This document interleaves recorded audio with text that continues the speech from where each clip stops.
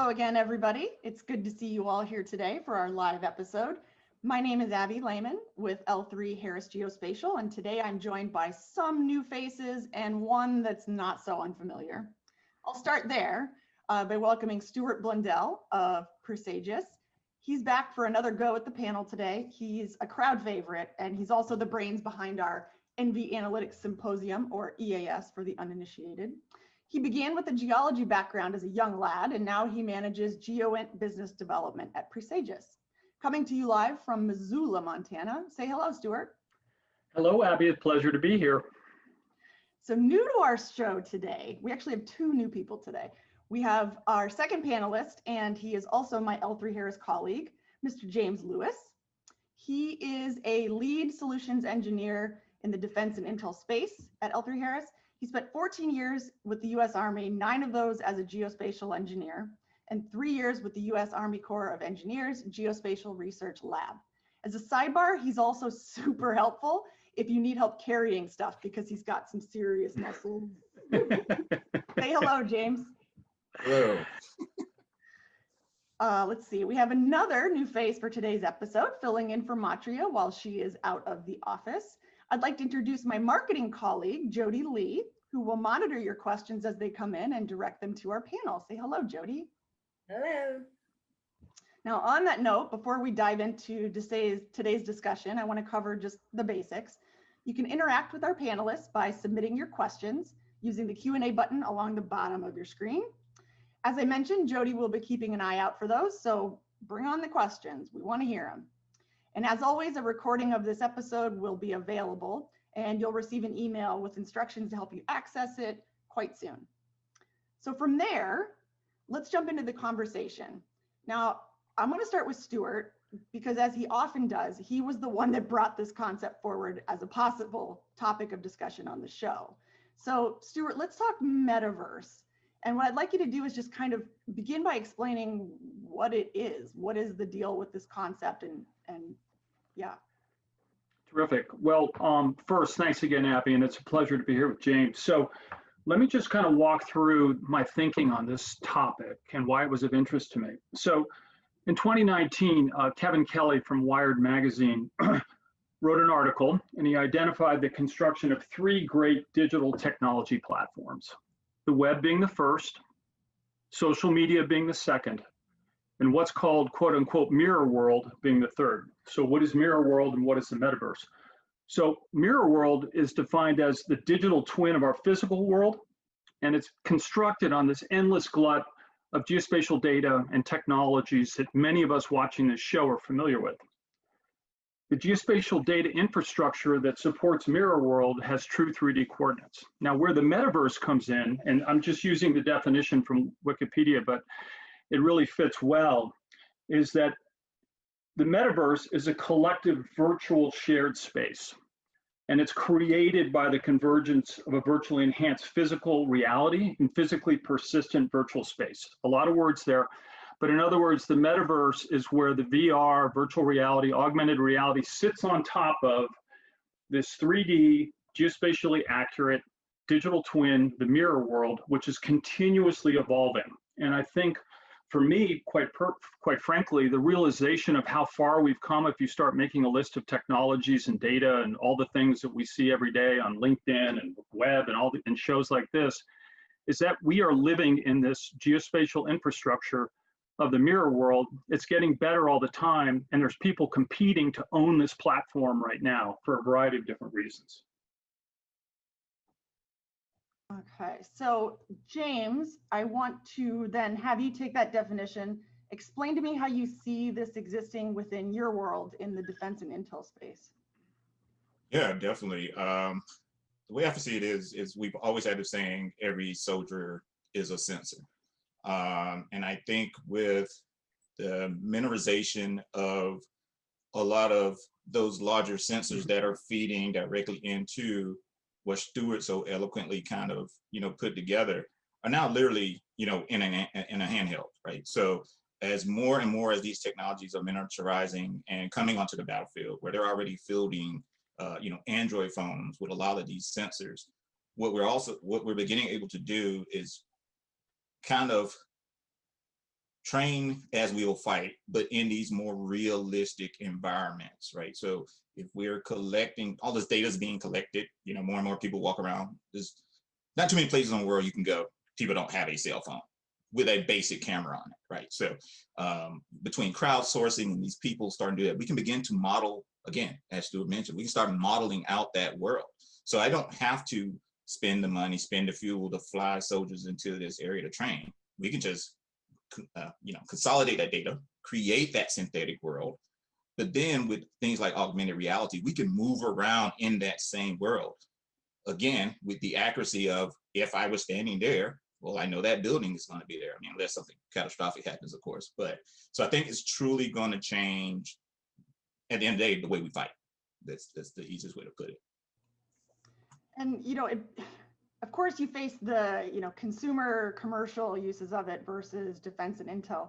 For you guys, you know, do you see a conflict there? Do you see there being issues, security issues otherwise? Well, let me jump in on that. I don't see so much as a conflict as a new reality. So I look at, you know, I've been involved in remote sensing and GIS for about 30 years, and I see people like myself and James as sort of the primal architects of global scale geospatial infrastructure, you know, terrain, one world terrain, 3D buildings, you know, road vectors, all this kind of stuff. And that requirement is there because you have to have accuracy in order to basically get things done. But what's happening now with the consumerism is that there's this whole new generation of people that are going to be armed with, you know, an iPhone 12. They're going to walk around strapped on with that on their arm, and they're going to collect more real situational awareness in 15 minutes walking around the interior of a building than all of the billions of dollars the NRO is going to spend on its next sensor. So, you know, that's the game changer, is that the next generation of worker bees contributing to the geospatial infrastructure of the metaverse, they're coming.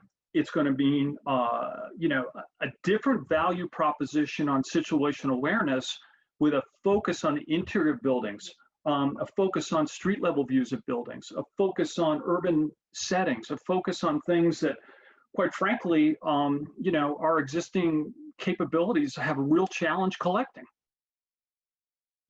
And I would add to that by saying that, you know, I mean, I think traditionally,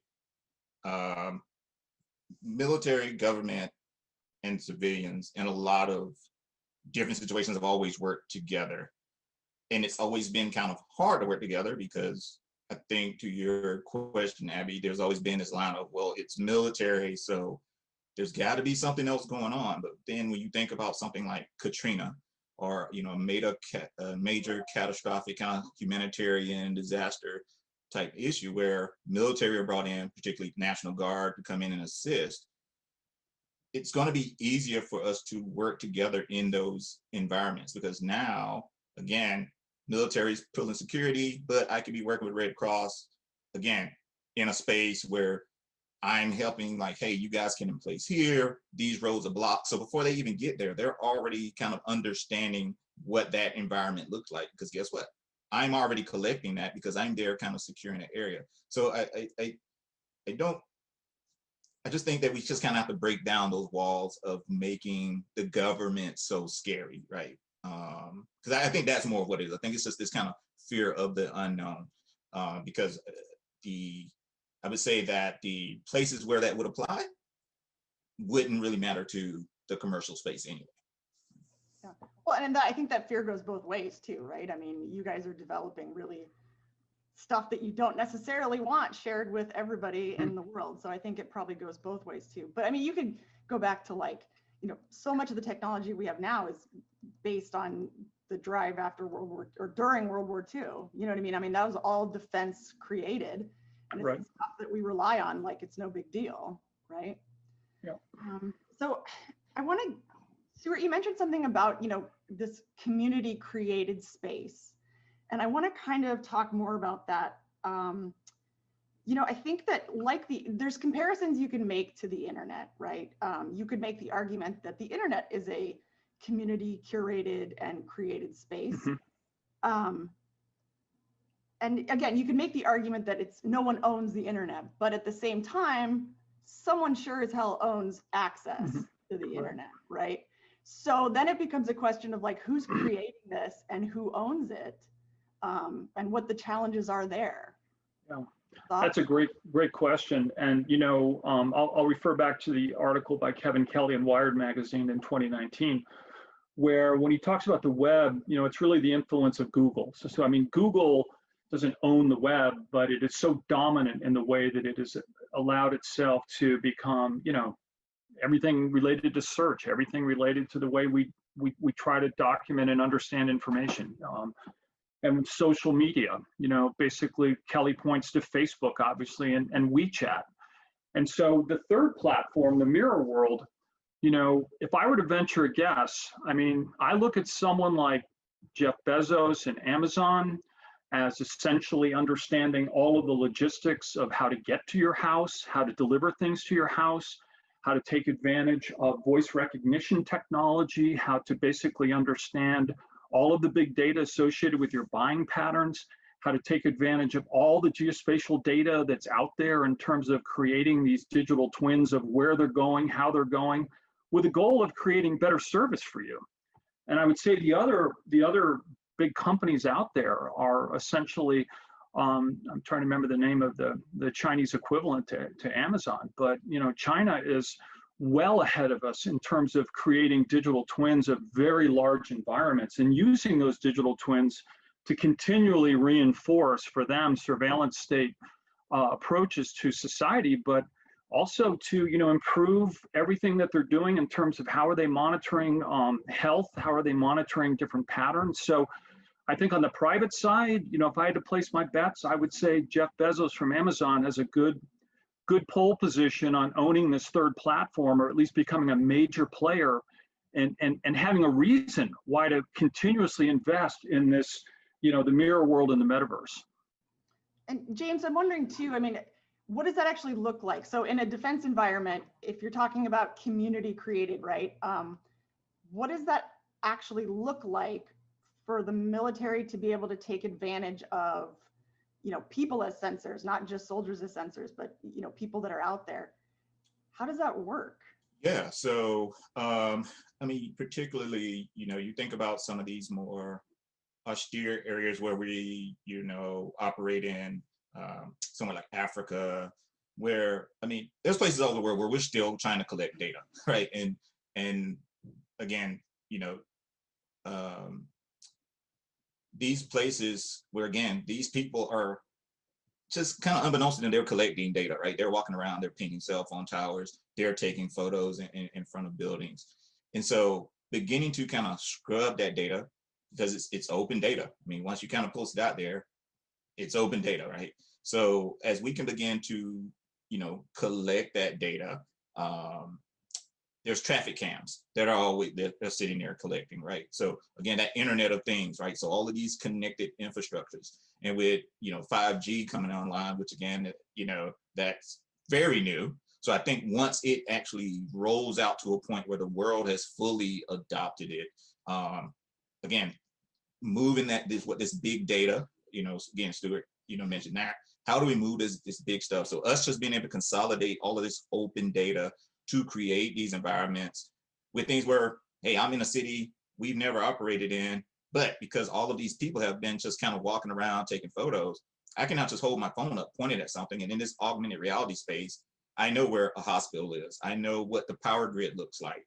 Why? Because somebody was there texting, hey, I'm at work. Oh, well, you just happen to be at work, but where you work at is this nuclear facility, right? So I think it's going to be us getting inventive with how we bring that data into our space. And, Internet of Things, that actually it brings another question to mind. As I was kind of looking into this and researching a little bit, something that someone had mentioned that I hadn't really considered before is that, we're building this concept of a metaverse, and we're doing that based on how we understand the internet right now. But here's the thing, the internet was created to initially just exchange data. So what that's meant is this whole language of like protocols and tools and all that stuff. But ultimately, it really is one-way communication for the most part. We're just now starting to see transitions to like in small ways. So like Google Docs, for instance, multiple people working on the same document, or, Zoom conferencing like this, where everyone's experiencing the same event. But how do you, that's a pretty big shift. And like, shifting to everything being live all the time, persistent, never going on pause, as opposed to even our social media, which is very much a one-way thing. You get updates, but it's only when someone decides to share that information. Stuart, any thoughts on that? Well, we talked about and I think this is a good transition into the whole concept of the augmented reality riding on top of the mirror world, is that, as you are making choices in an augmented reality situation, I want to brighten my day up, I want to put in pretty flowers, I want to have artwork exploding around me, I want to express myself in different ways. You are communicating back to the internet. It is consuming what your likes, your dislikes are, your preferences. And I think, this kind of comes back to really the business of the mirror world, which is saying the more contextual understanding I have of you, Abby, the things that you like to do, the colors of the flowers that the type of bike you ride, your route here and there, I'm going to be so much better at understanding how to sell things to you. My digital tricks are going to go through the roof in understanding how to read your emotions, how to basically understand what pleases you. So it has to be this two-way dialogue in order for people to sell you more stuff. And I think that's really the motivation for things to change. Yeah, there's all the protocols and all that kind of stuff that I don't understand, but I do know one thing: people's motivation is to make money or to grab power, and they need to basically engage with you in order to do that.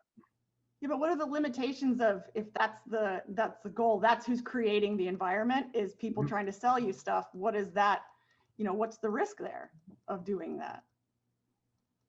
Well, I'm going to say that you're going to be creating the environment as well, and I'm going to ask you perhaps to segue to the little video we talked about to kind of show people at some point here.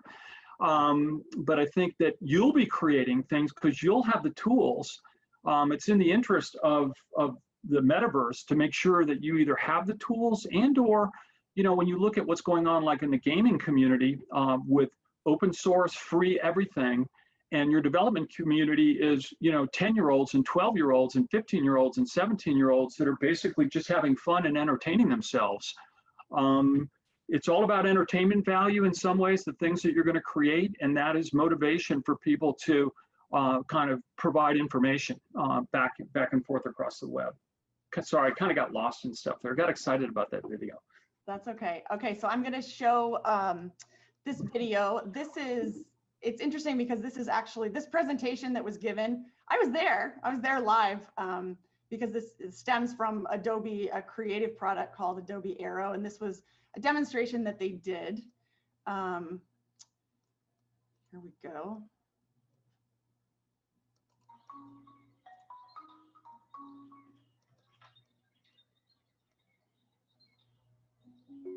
Play music.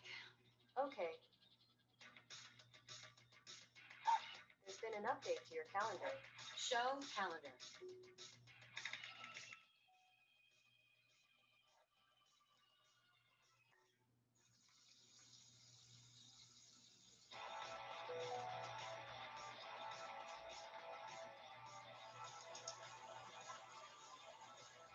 There's an accident ahead. Should I show you an alternate route? Yes. Show bio. Save to libraries.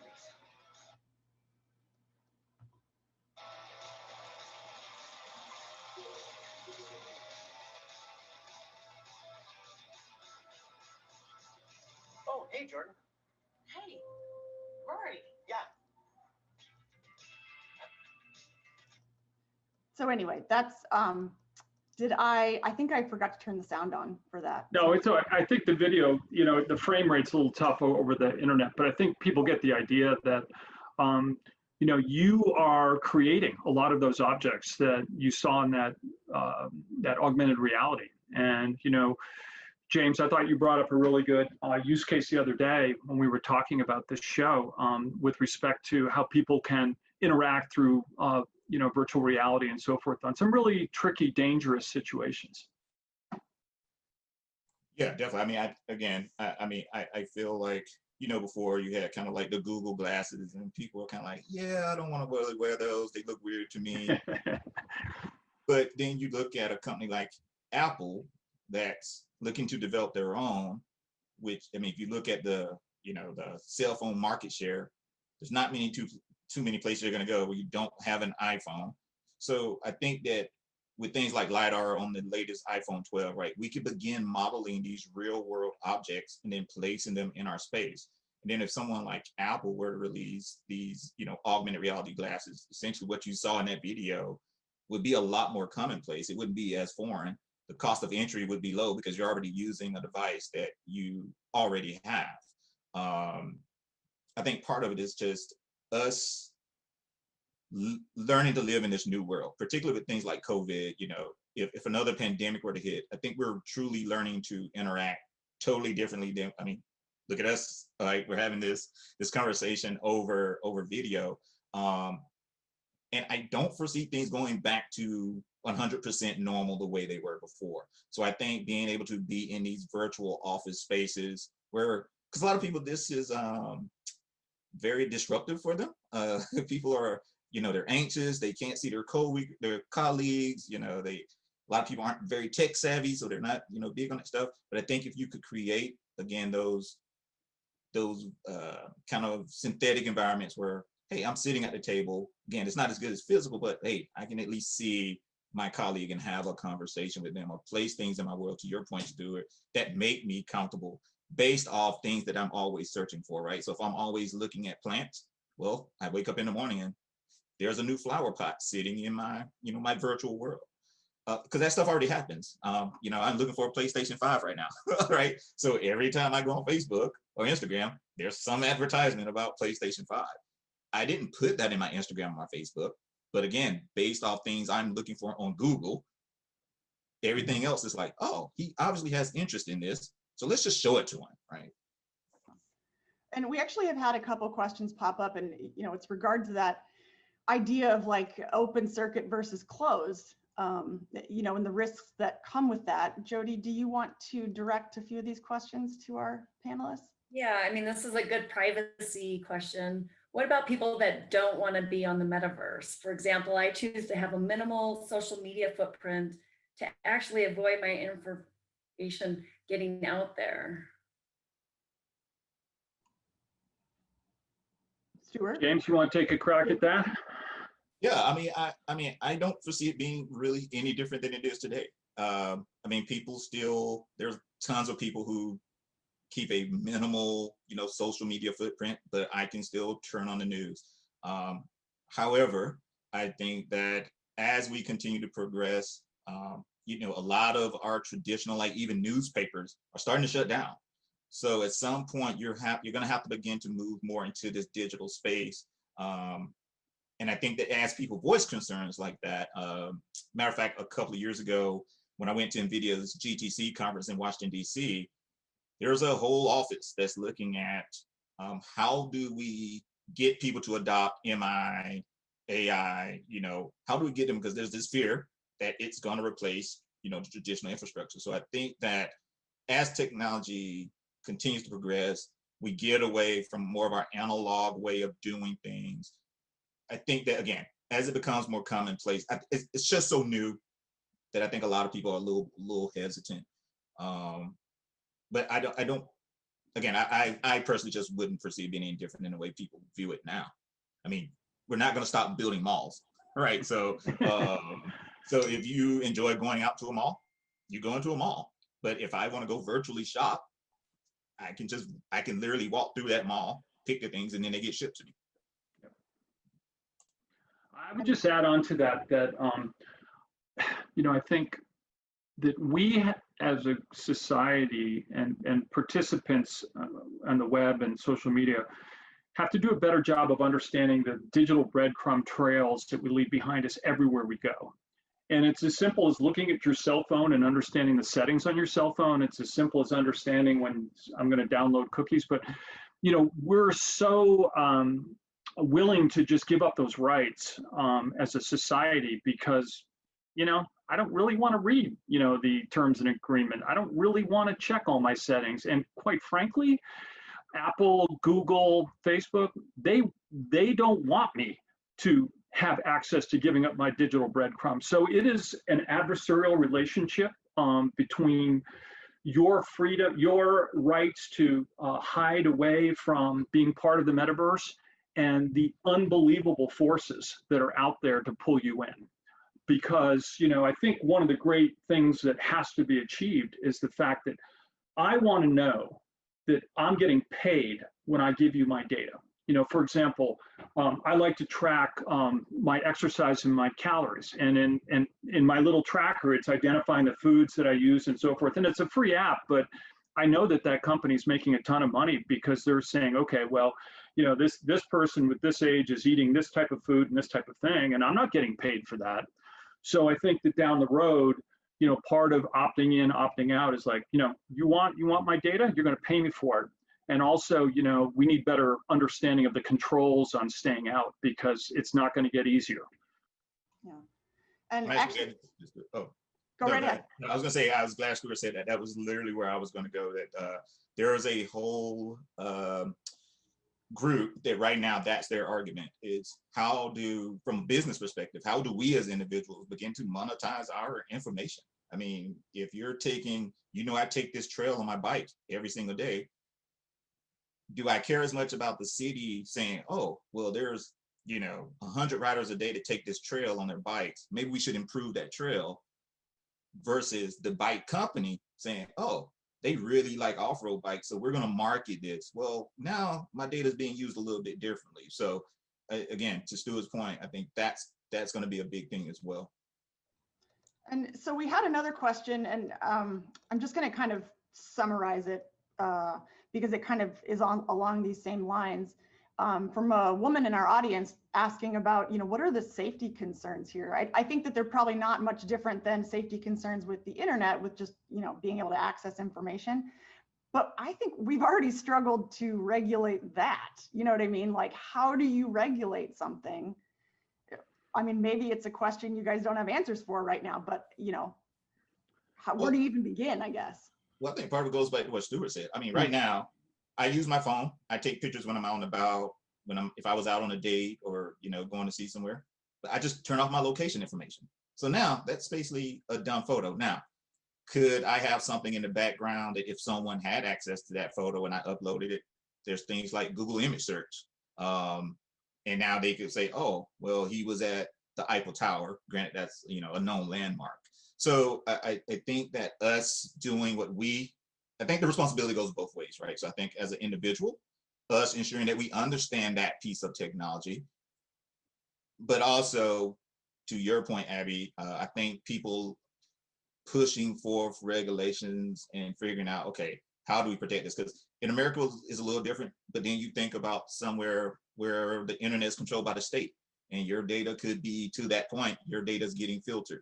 They now know what your activities are. So I think there's no easy answer to it. And I think our answer here in the US will be dramatically different from other countries that are already beginning to put things in place, because Europe already has their own regulations for how things are distributed across the internet. So, and I actually, I want to, Stuart, I'll give you the chance to respond, but I do want to kind of pivot to something that James mentioned. Actually, go ahead and respond. Go ahead and respond. Okay, I'll just add one thing on it. I mean, I think to the listeners' concerns, they're right to be concerned because the metaverse is going to be extremely seductive. And, you watch how, like, my daughter loves games. And so she'll play her Assassin's Creed game for hours because it's not only challenging and she just enjoys it and it's entertainment, but it draws her in. And I think the metaverse is going to be extremely seductive and it's going to be extremely personalized. And it's going to be one of these environments where There's going to be a lot of benefits from an educational and learning and business perspective, but there's also going to be the dangers one would expect from seductive environments designed to basically get things from you, whatever they are. So, and actually I was going to pivot, but now we had a question come up. Jody, would you like to direct this question because it's relevant to what we're talking about right now? Yeah, Steve's asked, can you use the data collected here on this call as an example? Who learns that I'm interested in Metaverse? Ooh, that's an interesting one. Let me take a run at this, James. I think the short answer is L3Harris would never do that. They respect your rights and so on and so forth. But here's the thing, right? If you're a remote sensing scientist, if you're a GIS practitioner, if you are contributing to the geospatial infrastructure of the metaverse today, your role is only going to become more important because we have to have the accuracy associated with the mirror world in order to really produce the value. So, I think embracing the way you contribute to the construction of the mirror world is something you need to understand and place value on, and not just think, oh, well, I'm doing this GIS application, or, oh, well, I'm a hyperspectral scientist. All of those things matter, but what you have to open your eyes to is the fact that people watching the show could be the person that just got their new iPhone 12, and they're going to be doing a LiDAR shot of the Thanksgiving turkey, and they're going to be collecting a better point cloud at centimeter accuracy than you ever imagined you could get on the interior of a room building. And they're just having fun. It's as easy as snapping a selfie. So it's going to bring on a whole new generation of analysts and contributors to the construction of the metaverse, which I find really exciting because we need new blood. We need innovation to drive this forward. But, going back to what I said earlier, I think that the people that generally watch the show, we are the primal architects because we're doing things at scale. Yeah, I actually, while you were doing that, launched the poll that I had ready, which is, does the metaverse sound at this point scary to you, or does it sound exciting? And I think, the majority of people are saying that it's a little bit of both. But there's definitely a portion of people that are a little freaked out by it. And of course, there's the early adopters that are really excited about it because it works. But so getting back to this idea of, security, safety, that kind of thing, I think what you guys were really getting at too is this idea of education. So this idea of making sure that people understand how this all works. And that kind of pivots to another interesting use that I saw when I was researching a little bit, and that is in the education world. I mean, if you look up the word metaverse, the first thing that pops up is an app for teachers to be able to take that into education. And what's really interesting is not only are they using it as a tool to teach, but at the same time, these kids are learning how it was all built, like how it all works. What do you see the future of using something like that, James? Yeah, I mean, I can just tell you firsthand. I mean, you think about the wonders of the world, right? That you, as a kid, you learned about in school, but how many of us will actually ever be able to go and see the Great Pyramid, right? I've stood at the Great Pyramid.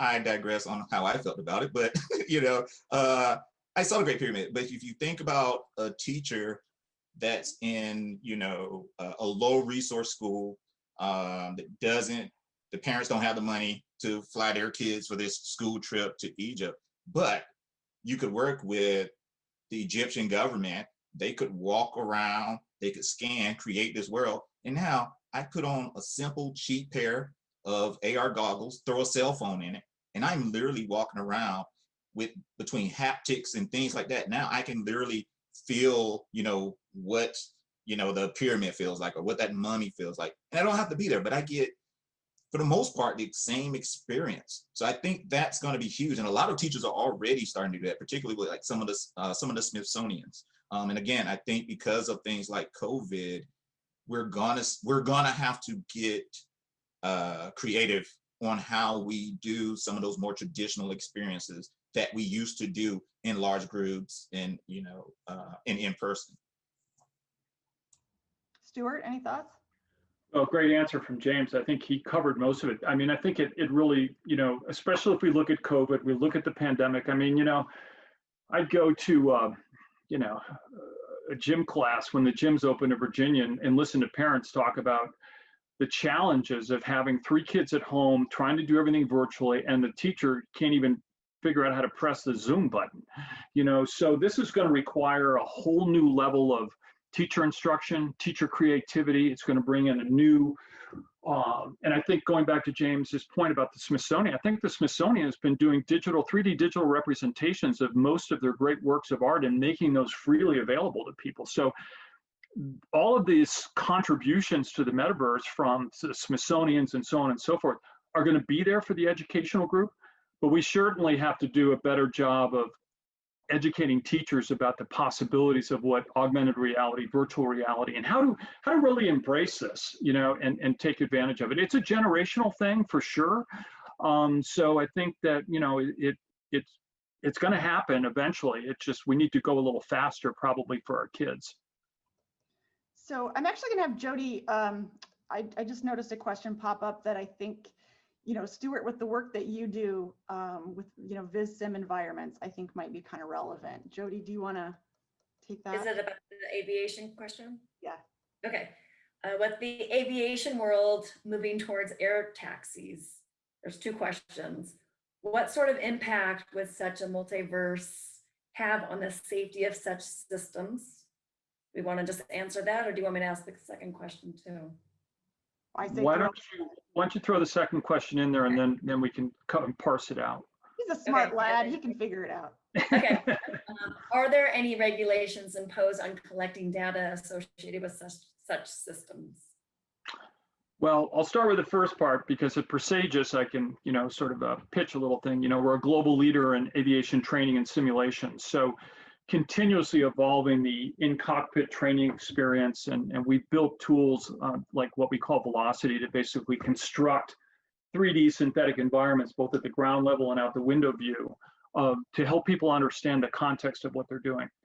Now, one of the things that L3Harris invested in was, James, help me out here, but the tracking data that's coming from the plane itself, the commercial aircraft that gets put out there by the FAA, which gives positional accuracy of the airplane every time it's moving. Well, L3Harris owns that system under contract to the FAA. And so, increasingly what you're going to see is that, everyone, Hertz, Avis, and so forth, they know about where, when you're coming into, where you're going to get off the plane, where the plane is, the safety experts and so forth. So I think there's going to be greater accountability, more sophistication, so we're not missing aircraft in the Indian Ocean like the tragedies that happened in the past. I think we're going to be better at understanding location of aircraft, and I think that we're going to be much better at exploring how to train pilots in crisis. And I'll give you a quick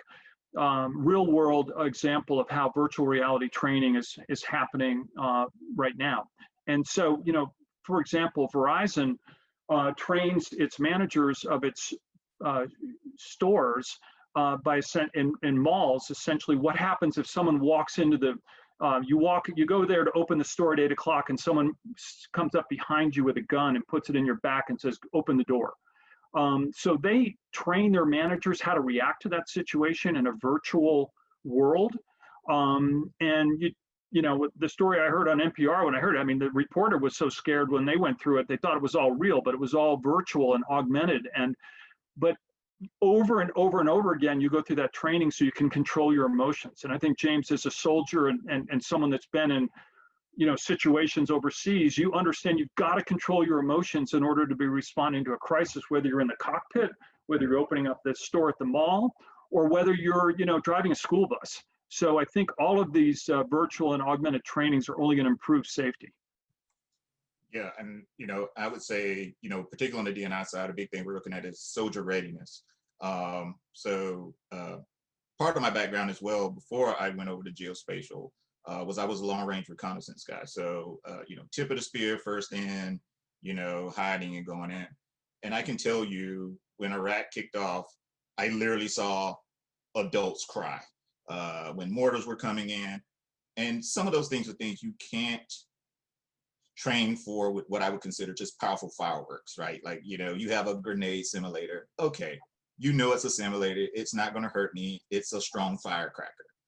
But if you're in a virtual environment, to Stuart's point, where I'm now getting realistic sounds, shakes, and this environment is real, and I feel that concussion, maybe with a vest on that would simulate what that is, I can begin now from a mental standpoint to prepare myself for those types of challenges. Because the issue was a lot of the Army had never gone anywhere. I mean, really, a lot of the Army wasn't going to Afghanistan at that point. So for a lot of these people, it was the first time they were ever in a situation where not the little training lanes they were running down, where now this is real ordnance coming in, and I'm having to pick up people who were just so literally afraid they could not move. They were like frozen. So I think just even from a readiness standpoint and that DNI perspective of helping soldiers be mentally prepared, and I think we could really help kind of curve some of the PTSD that's a result of that. Because again, we can only train so realistic in what I consider the conventional forces, right? There's a certain level that they will train to versus even our special forces guys who, even with them, those guys can still come back, with PTSD. So That's actually a pretty interesting thing to mention, because I'm thinking about things like, you talk about PTSD, you're talking about just using it as like a healing tool almost, you know what I mean? Like it doesn't have to just be in the military, right? I mean, you could expand that. There's a lot of potential there. Stuart, any thoughts? I agree with what you're saying. I mean, I think that there's no limits on how this sort of virtual and augmented reality can be used to help people emotionally and mentally deal with challenges, because it's through repetition of understanding circumstances that you can start to build that mental muscle that helps you react appropriately. It doesn't matter, how big and rough and tough you might think you are on the outside. It's like James said, that first time you're out in the streets of, Baghdad and mortars are going off around you, people freeze up, people freak out, and it happens in other situations as well. I was going to point as well, Abby, to, and there's an interesting question in the chat lane. I didn't know if you wanted to bring that up for Santiago. Well, now you brought it up, so now. Well, I guess that was my cue. It's all you, Stuart. All you. No way. James, did you see that? They were referring to an example you gave and wanted to talk a little bit about ethical stuff. I don't know if you're seeing this in the chat. Yeah, I mean, it was basically, where James, where you were talking about, visiting the pyramids and for kids that don't have access to those areas, what are the ethical, concerns there? So interestingly enough, I actually was watching this special on PBS, and the conversation was what, kind of the ethics behind museums, predating, now, where, we went into these countries, we kind of just took them over and we just brought stuff back. So I think it's going to kind of be the same thing, that me and Stuart kind of discussed earlier, protecting people's rights. Do I have control? There's no magic answer. I think it's gonna be, because this is so new, I think until problems present themselves, we're not gonna truly know how to react to them, how to regulate them, because it's not even really out there yet, right? So, to the level where I think these things are gonna become a real issue. Right now, IKEA has an app where I can take a piece of furniture and put it in my apartment, right? So I think for the most part right now, it's going to be more localized outside of something like One World Terrain, where we're trying to, doing. But again, I think as this catches on, the younger generation is probably going to be a lot more up to adopt it, to kind of Stuart's point. And not to be ageist, but I think just the older generation is a lot more analog. They just like touching, they like their old school newspaper or picking up a physical book. And I think, younger generation, because they're growing up on this technology, it won't be as scary. But I think the point that Santiago brought about the kind of the ethical side of it, again, I don't know if there's magic. I think until someone says it was a problem,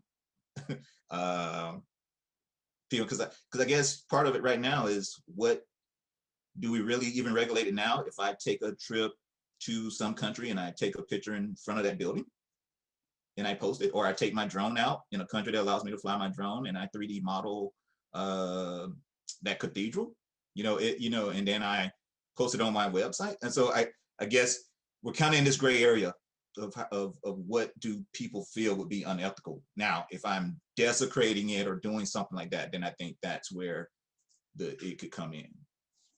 Well, and I mean, you could also take the argument of like, if you compare it to, like Stuart was mentioning, museums previously, where it was, very colonial and very just taking what you needed and bringing it back kind of thing. You could make the argument that this is actually a far more democratic model, where at the very least, the people that have ownership of those things are able to share them in their own way, versus, somebody else outside of a culture just kind of, taking it and making it what they want. Yeah, I think, again, that goes back to now monetizing you, right? So now you're protecting your heritage. You're allowing people to come in and see it, so that no one has a reason to come take it, because you've created this world where, hey, now I can expose you to my culture. I foresee countries' tourism definitely taking advantage of it, because now I can kind of take a virtual tour of this resort, of this country, because I think a lot of countries get bad raps. I can tell you that when I went to Colombia for the first time, I definitely had a picture in my mind of what Colombia was going to be like. It was totally opposite of what I assumed it would be. Not to say that had I gone some other places, but just like Bogota, you typically think, oh God, I get off the plane and, I'm going to get snatched by, some drug lord. It was nothing like that. You mean Pablo Escobar didn't personally come out and meet you? And yeah. I'm not saying he may or may not have taken me in any of his tunnels. I'm just saying that. but no, but serious. So I think to that ethical, I think if we use it in an ethical manner, I think if we just even start pushing it to be an ethical way to share experiences and learn from each other and about each other, I think we can minimize a lot of those problems just in the future. So I think how we started will kind of also set the tone for how it goes. So, and I'm seeing a question from another one of our colleagues, actually. And Jody, I don't mean to take this, but we're running. She's asking about the metaverse pushing people to become more isolated, personal isolation, or will it contribute to a sense of community? This is quite interesting to me in general. I think, you know what, go ahead. I'm gonna have you answer it first. You might actually take care of it for me. Stuart, what are your thoughts on this? Well, I think it's both. I think that, there will be opportunities where collectively I want to be part of a group. Maybe it's a sporting event or some other competitive event where I want to feel that energy of being part of it. But I think increasingly what we'll see is a sense of further isolation individually, because the emotional satisfaction I can get from virtual objects are more tailored to what I really need than the vagaries of human behavior. So I think that is the seductive nature we have to be aware of, that we can essentially begin to isolate ourselves. And if so really the concept of the metaverse was coined in 1992 by this science fiction writer, Neil Stephenson, and his novel, I think it's called Snow Crash. And, it's kind of this cyberpunk type genre. In that world, basically the metaverse was more attractive because of the surveillance nature of the state, and being able to hide from the surveillance nature of the state within the metaverse was kind of the driver and the plot in that book. And I think that coming back to our discussion a little earlier about, privacy and how do I cover up my digital breadcrumb trail and how do I get away from the metaverse and so forth? it's going to be tough to do. And there's going to be a lot of people that say the best way to do it is I'm going to find my space, and I'm going to protect my space, and I'm going to stay in my space. And especially if we're suffering from, the sort of social turmoils we see now with the pandemic and so on. I mean, you're restricted anyway, right? So, it's going to be, how do I customize my part of the metaverse for my emotional needs? James, did you have anything you wanted to add to that? Yeah, no, I think Stuart took everything. I was gonna say, even if, those of us that, if you saw Ready Player One, right? I think there's already people who have put themselves in that environment, right? They're down in the basement, they're in their little space with 15 monitors up, and they live in that game world, and that world is comfortable for them. So I think, just to his point, I think if you're already an introvert, you're gonna just be an introvert in your space where you're comfortable. It could also have, I think it may even could possibly have the opposite effect, right? You think from a therapy standpoint, maybe that will encourage you, because now I can introduce, if I have a fear of being out in public or around a lot of people, well, I could just start introducing people. There are already therapists doing it with like fear of spiders, right? So they can put on this sensation glove, and they put the goggles on, and they can throw different types of spiders. And so you literally feels like the spider is walking, but it's not real. But to them, it feels real, it looks real, but it's helping them till they get to a point where I could put a physical spider on you. So again, I think it's going to depend on the person. I think that, if you're social, I don't think you can make an I mean, if you look at how people, to Stuart's point, people are breaking down, just even being out with a mask on, people are breaking down. I can't see their emotions, I can't see their face, right? So I think it could go either way. I think for some people it could possibly help. But again, I think it's going to be how we as individuals make use of the metaverse. Yeah, and we're starting to get close to our time here, but I will say, I think I'm going to go back to something that Stuart and I were actually discussing before the episode started, which is, the idea of like VR to AR. I think that a lot of times when we are conceptualizing these ideas, our imagination is almost bigger than what ends up being the result, right? So, and the reason I bring up VR is like, it's not that VR is a dead technology by any means, by any stretch of the imagination. However, I would make the argument that, if you asked someone 15 years ago, like, oh my God, everything's going to be virtual. Why would you not have everything virtual? And the reality is that it's somewhere in the middle. The reality is that it's, augmented reality, as opposed to just something that's, a pendulum swing completely the other way, right? Man, we have some colleagues asking questions today, don't we? Yeah, some good questions. So we're close to our time. You want to just go take it, James? Go for it real quick. Yeah.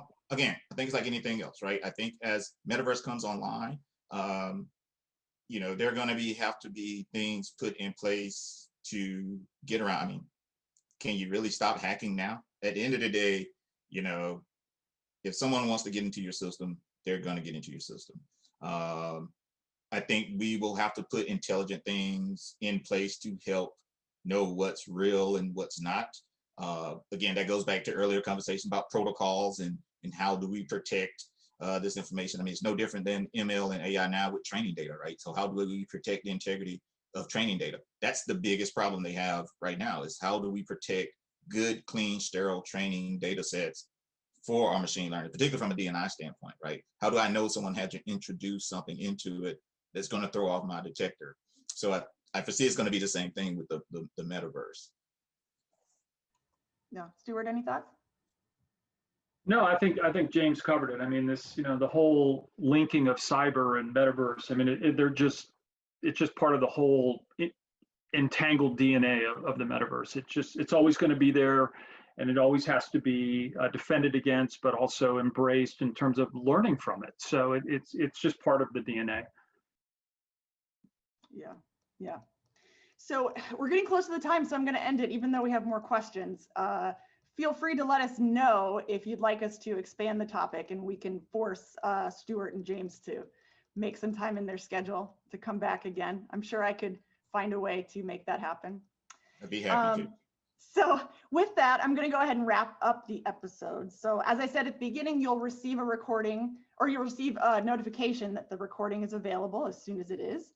And remember that you can always watch previously recorded geospatial distancing episodes, including Stuart's about video game technology, which was quite popular. You can always watch those at L3HarrisGeospatial.com/geospatial distancing. So we're going to be taking a break from our live episodes in December, but we will be back in January. And we're going to actually be discussing some exciting things happening in the world of spectral. That's just a little teaser for you. So stay tuned. So thanks to everyone in the audience. And of course, thank you so much to Stuart and James and Jody. Thank you, Abby. Yeah. And until next time, I leave you with this thought. Remember to contribute more to the progress than you do to the chaos. And I will see you guys in 2021. Thanks a lot. Bye, everyone.